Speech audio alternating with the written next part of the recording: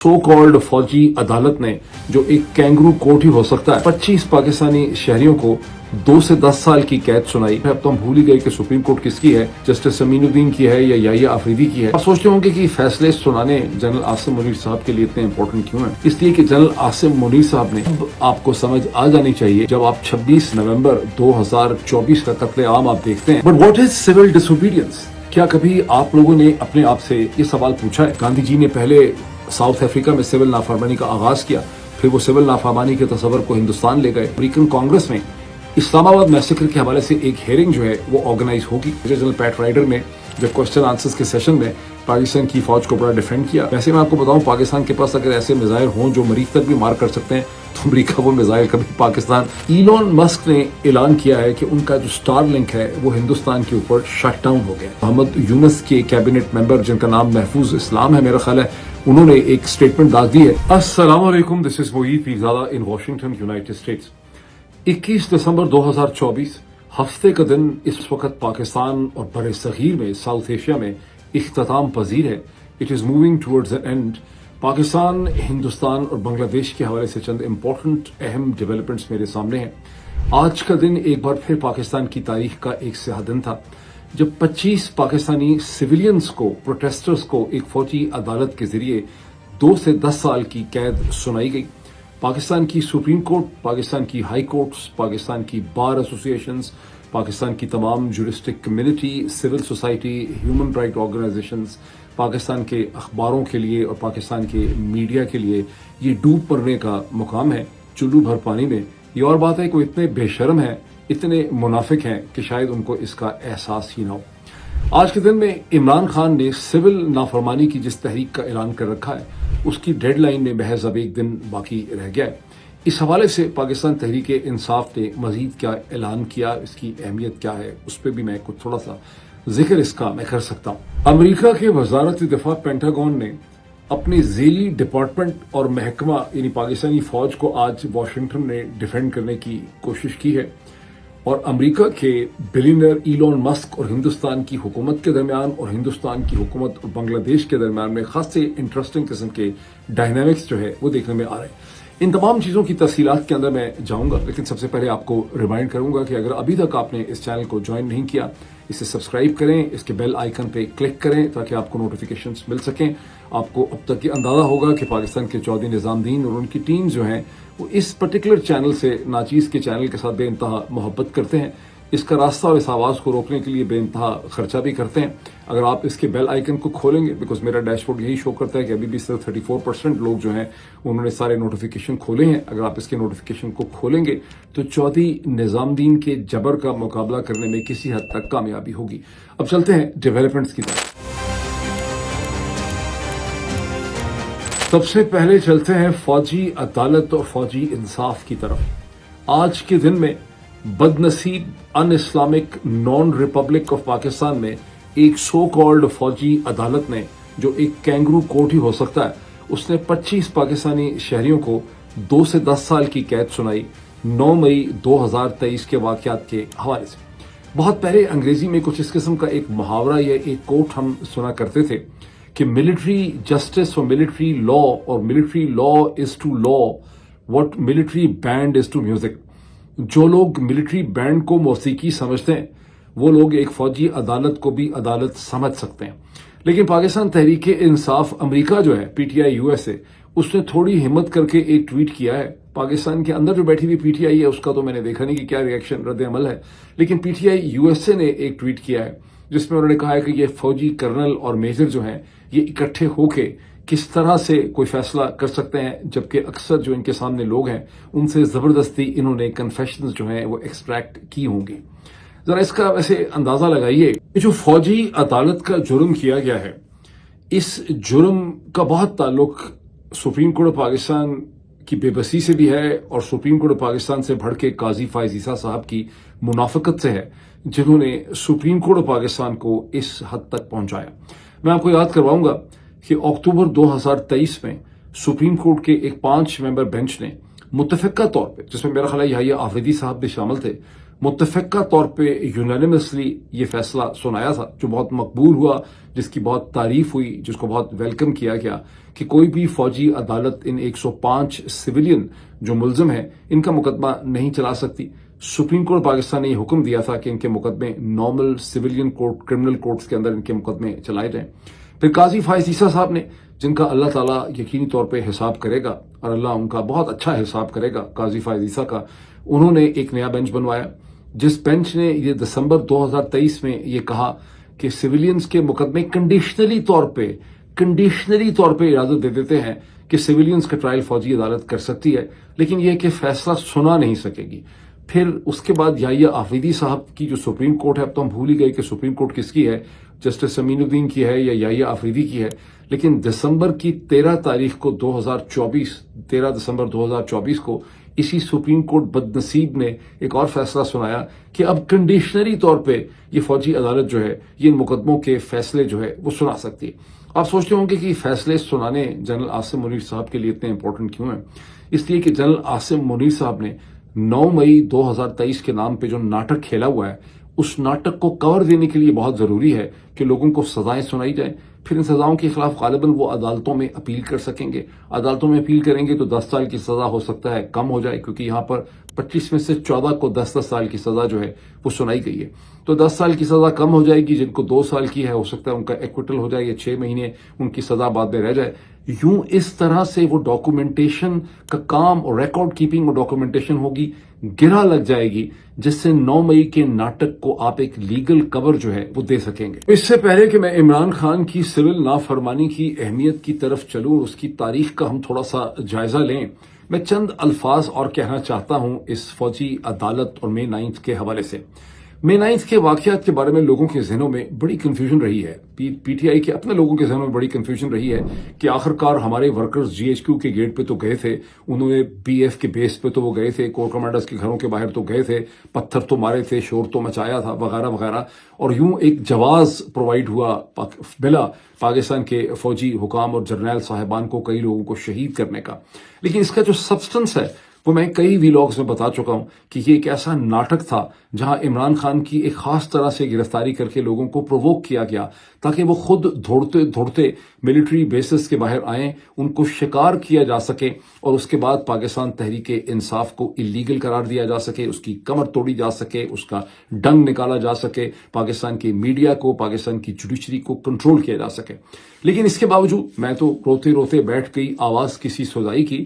میرے کہنے کی تو کئی لوگوں کو نہیں آئی ہوگی سمجھ، لیکن اگر اب آپ کو سمجھ آ جانی چاہیے جب آپ 26 نومبر 2024 کا قتل عام آپ دیکھتے ہیں، کیونکہ اب تو لوگ کسی جی ایچ کیو کے باہر، کسی کور کمانڈر کے گھر کے باہر، کسی پی ایف بیس کے باہر نہیں گئے.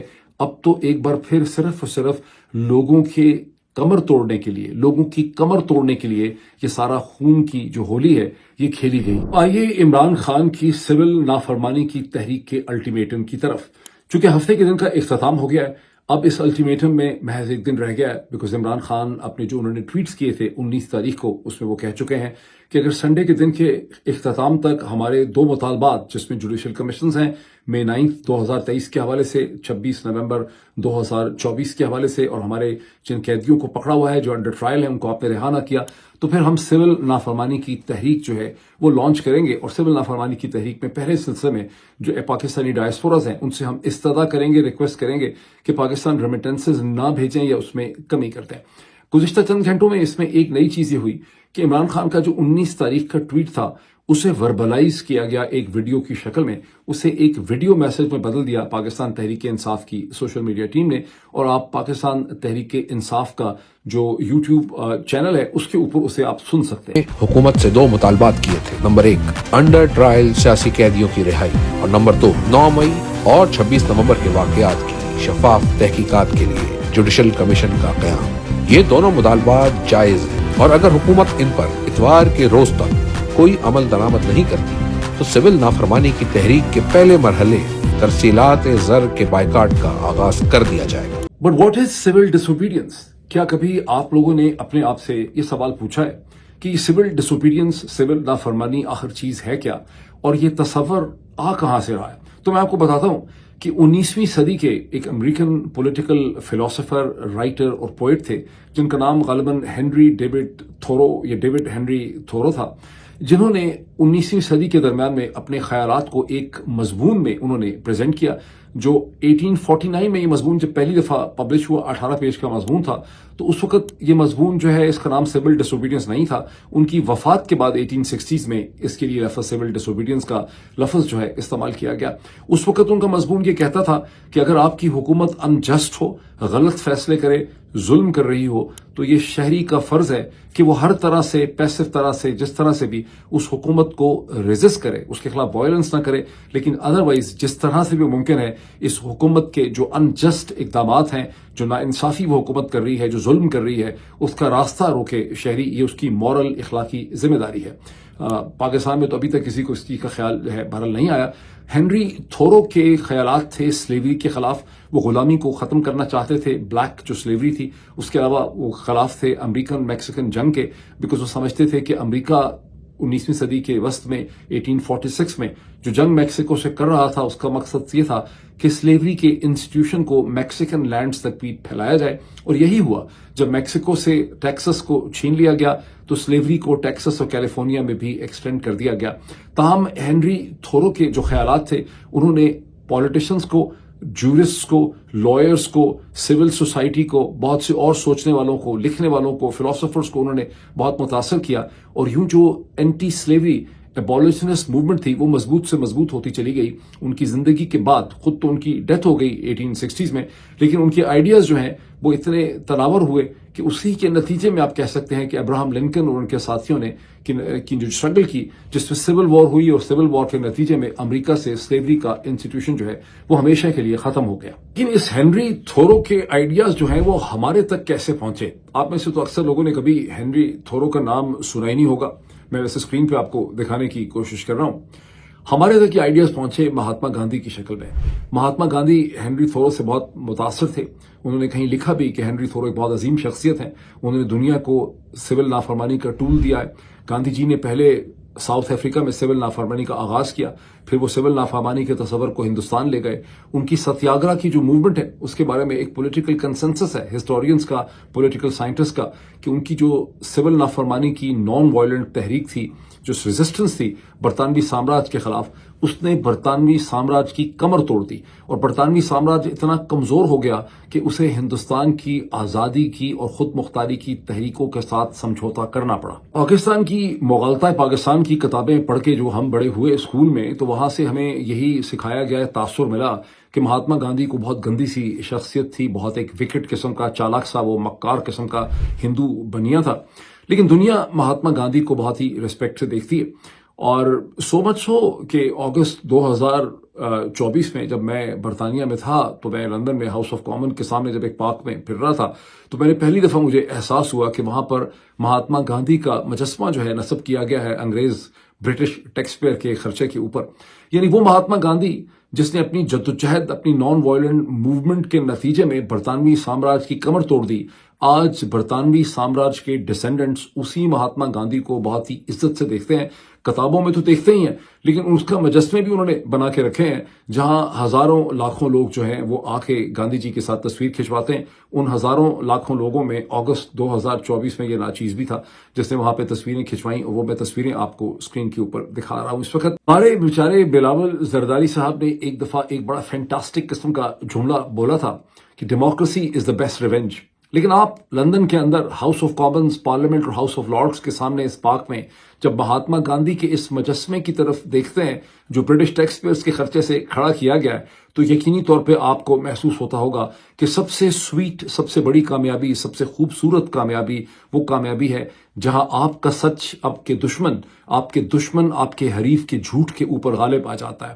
اور مجھے بہت شک ہے کہ آنے والے جو جرنیل صاحبان کی جنریشنز ہوں گی, آج کے جرنیلوں کے بچے عمران خان کو اپنے ہیرو کے طور پہ دیکھیں گے, اور جب عمران خان کو اپنے ہیرو کے طور پہ یاد کریں گے تو دو چار جملے تعریف کے ہمارے بارے میں بھی دہشت گردوں کے بارے میں بول دیا کریں گے. اس سلسلے میں یہ سمجھنا ضروری ہے کہ گاندھی جی کی, مہاتما گاندھی کی سول نافرمانی کے نتیجے میں کسی بھی پوائنٹ, کسی بھی سٹیج میں کسی انگلش فوج کے گیریزن نے, یہ انڈین پولیس کے کسی دستے نے ہتھیار نہیں ڈالے. ہمیشہ یہ لگتا تھا ہر سٹیپ اینڈ سٹیج پہ کہ برطانوی سامراج ہی طاقتور ہے. سو مچ سو کہ جب کوئٹ انڈیا موومنٹ لانچ کی کانگریس نے تو اس میں بھی وہ ناکام ہو گئے. لیکن ہر سٹیپ، ہر سٹیج، ہر پوائنٹ پہ برطانوی سامراج کمزور ہوتا چلا گیا. برطانوی سامراج کو احساس نہیں تھا کہ وہ کمزور ہوتا چلا گیا، اور آخر میں کہا جاتا ہے کہ یہی سول نافرمانی کی تحریک تھی جس کے نتیجے میں برطانوی سامراج کی کمر ٹوٹ گئی. اب ظاہر ہے کہ اس کا دار و مدار اس چیز کے اوپر ہے کہ کتنی بڑی تعداد میں گاندھی جی کے ساتھ لاکھوں کروڑوں لوگ کھڑے تھے. پاکستان کے اندر سول نافرمانی کی تحریک کی کامیابی، جس کی بہت سے سٹیپس اینڈ سٹیجز ہو سکتے ہیں، میں اگلے آنے والے ویلاگز میں اس کا تذکرہ کروں گا. اس کا دار و مدار اس چیز پہ ہے کہ کتنی بڑی تعداد میں پاکستانی اور پاکستانی ڈائسپوراز اندر سے اس کے اوپر یقین رکھتے ہیں. اگر سول نافرمانی صرف ڈاکٹر معید پیرزادہ، صابر شاکر، شہباز گل، وجاہت، سعید خان اور حیدر مہدی اور چند اور لوگ ہی کر رہے ہیں تو پھر تو ایسی سول نافرمانی شاید بہت دور نہ جا سکے. لیکن مجھے امید ہے کہ جب بھی اس کا آغاز ہوگا بہت بڑی تعداد میں لوگ اس کے اوپر اپنا یقین جو ہے وہ شو کریں گے. اسلام آباد میسیکر کے حوالے سے 2 پوائنٹس میں کوئکلی آپ کے سامنے رکھوں. پہلا تو یہ ہے کہ بہت جلدی مجھے لگ رہا ہے کہ امریکن کانگریس میں اسلام آباد میسیکر کے حوالے سے ایک ہیئرنگ جو ہے وہ آرگنائز ہوگی. جب مزید مجھے انفارمیشن ملے گی تو میں یہاں آپ کے ساتھ شیئر کروں گا. دوسرا پوائنٹ یہ ہے کہ اسلام آباد میسیکر کے حوالے سے مسلسل ایک کنفیوژن پیدا کرنے کی کوشش کی جاتی ہے ڈیلیبریٹلی طور پہ، اور اس کا میں نے ایک بار پھر مظہر اس وقت دیکھا جب کسی نے میرے ایک ٹویٹ کے اوپر، جس میں نے یہ لکھا تھا کہ ایک زمانے میں 1977 میں پاکستان کی فوج کے 3 جنرل صاحبان نے، جس کا میں نے پچھلے ویلاگ میں بھی ذکر کیا، کیسے بریگیڈیئر نیاز، بریگیڈیئر اشتیاق اور بریگیڈیئر اشرف جو ہیں، انہوں نے 1977 کے اپریل میں سویلین پہ گولی چلانے سے انہوں نے انکار کر دیا، فوج سے برطرف ہوئے، ان کے کیریئرز ختم ہو گئے. لیکن پاکستان کی پوری فوج کو انہوں نے اس پوائنٹ کے اوپر اس وقت کھڑا کر دیا اور متحد کر دیا. جب میں نے یہ ٹویٹ کیا تو مجھے اس کے اوپر کسی نے لکھا کہ بھئی معید پیرزادہ کو تاریخ کا پاکستان کی پتہ ہی نہیں ہے، اور اس سے پہلے یہ 2022 کے بعد سے اس کو پتہ چلا ہے کہ اس قسم کی چیزیں ہو رہی ہیں، ورنہ ایسی چیزیں تو بلوچستان کے اندر، کشمیر میں، اور پتہ نہیں کشمیر میں کب، اور اسے کہتے ہیں کراچی میں اور مختلف جگہوں پہ ہوتی رہی ہیں. مجھے پتہ ہے ان چیزوں کا، لیکن لوگ ایکچولی جس چیز کو انڈرسٹینڈ نہیں کرتے کہ ہر ریاست کا ایک کور اور سینٹر ہوتا ہے اور اس کا ایک پیریفری ہوتا ہے، اور ہر فیڈرل ریاست جو ہے وہ ایک طرح سے ایک ایمپائر کی، ایک امپیریم کی طرح ہوتی ہے. جس طرح سے امریکن امپیریل آرڈر اپنے آپ کو ڈیفینڈ کرنے کے لیے اپنے انٹرسٹ میں ویتنام کے اندر یا کسی اور جگہ میں یا کوریا کے اندر یا افغانستان میں یا عراق میں وائلنس کرتا ہے، وہ اس کی پیریفری ہے. اسی طرح سے پاکستان کی بھی یہ جو ایک امپیریم ہے، یہ جب اسے کہتے ہیں فاٹا کے اندر، بلوچستان کے اندر، کراچی میں، کراچی تو خیر بالکل سینٹر میں آ جاتا ہے، جب اس کو وائلنس کرنی پڑتی ہے تو اس کا مطلب ہے کہ وہ اپنا کنٹرول ایکسرسائز کرنے کی کوشش کرتی ہے. وائلنس ہونی نہیں چاہیے، لیکن وائلنس ہوتی ہے ریاستوں کی پیریفری میں، وہ بھی بہت آبجیکشنبل ہے. لیکن جب ایک ریاست کو اپنے کور کے اندر، اپنے سینٹر کے اندر اس قسم کی وائلنس کرنی پڑتی ہے تو اس کا مطلب یہ ہے کہ ریاست اپنا کنٹرول جو ہے وہ لوز کر رہی ہے. اور یہ ریاست جو اپنے کور کے اوپر، اپنے سینٹر کے اندر جب کسی ریاست کو اس قسم کی وائلنس کرنی پڑتی ہے تو پھر اس ریاست کا مستقبل انتہائی غیر محفوظ ہو جاتا ہے. جملے اور ایڈ کر دوں تو بالکل کلیئر ہو جائے گا کہ امریکہ کا جو امپیریل آرڈر ہے وہ ویتنام، عراق اور افغانستان میں تو اپنے انٹرسٹ اور مفادات کو پروٹیکٹ کرنے کے لیے، اپنے کنٹرول کو ایکسرسائز کرنے کے لیے وہاں پہ وائلنس کرتا ہے، لیکن وہ واشنگٹن کے اندر کیپٹل ہل کی بلڈنگ کے سامنے، امریکن سپریم کورٹ کے سامنے یا وائٹ ہاؤس کے سامنے وائلنس نہیں کرتا. جب پاکستان کی فوج یا پاکستان کے ریاستی ادارے سپریم کورٹ آف پاکستان کے سامنے، پاکستان کی پارلیمنٹ کے قریب پاکستان کے سویلینز کے اوپر فائر کھولتے ہیں تو اس کا مطلب یہ ہے کہ ریاست اپنے کنٹرول کو لوز کر رہی ہے، ریاست مضبوط نہیں ہوئی، ریاست بہت کمزور ہو گئی. ویسے پچھلے 24 گھنٹے پاکستان کی فوج اور پاکستانی فوجی جرنیل کے لیے بہت ہی خوشگوار تھے، بڑے پازیٹیو تھے. جب امریکہ کے وزارت دفاع، پینٹاگون کے سیکرٹری انفارمیشن، ایئر فورس کے میجر جنرل پیٹ رائڈر نے بڑا اسٹرانگلی ڈیفینڈ کیا پاکستان کی فوج کو ایک پریس بریفنگ میں. بریفنگ تو لمبی ہے، گھنٹے سے زیادہ لمبی ہے، لیکن اس کے درمیان پاکستان کا بھی ذکر اٹھا، بیکاز ایک دن پہلے آپ کو پتا ہے کہ امریکہ کے جو ڈیپٹی بائیڈن ایڈمنسٹریشن کے ڈیپٹی نیشنل سیکیورٹی ایڈوائزر جان فائنر جب کارنیگی انڈومنٹ فار پیس میں گئے تو وہاں انہوں نے خاصی بے تکی، پتہ نہیں کیا پی کے وہ آئے ہوئے تھے کہ کیا دھواں ان کو چڑھا ہوا تھا، انہوں نے وہاں پہ یہ کامنٹ بھی کر دیا کہ پاکستان اس قسم کے میزائل بنا رہا ہے کہ اگر اس کا راستہ نہ روکا گیا تو یہ امریکہ تک پاکستان کے میزائل جو ہے مار کر سکتے ہیں.